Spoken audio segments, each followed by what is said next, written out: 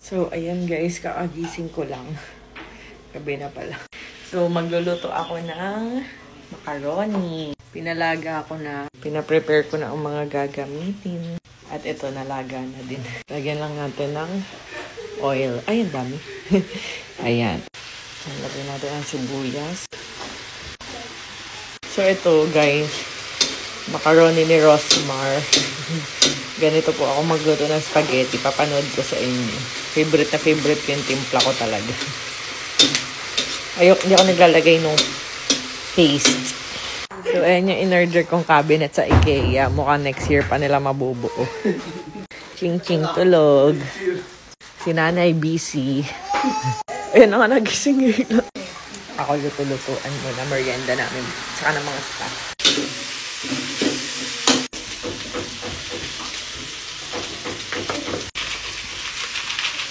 At ang hotdog, tender juicy lang ginagamit. Never ako gumagamit ng ibang brand kasi nasusuka ako sa lasa.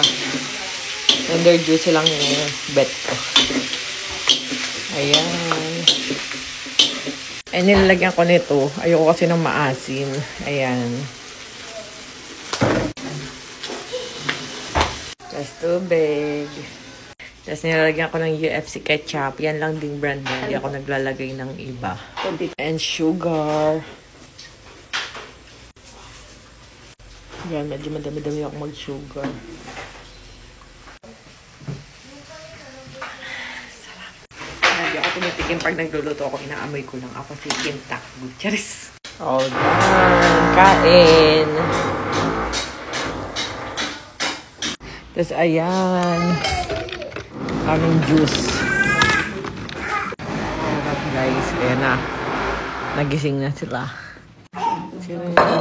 Nagyadyad na rin ako ng peso. O yan na. Uy, sarap guys. Chirin. Nag-aasar na naman yung aking asawa sa mga bata. So, ayan guys, ito na nga yung new look natin ng Rosmar Cagayaco Vanilla Soap. Naka-pillow pack na siya na ganyan para maiwasan yung namimeke. At kung bibili ka ng 5 pieces, naka-pouch siya na ganyan. So, 199 pesos lang isang pouch na. Kung dalawang pouch, 349 pesos lang. Kaya guys, i-check out nyo na, ayan no, 49 pa rin isang pirasong sabon natin.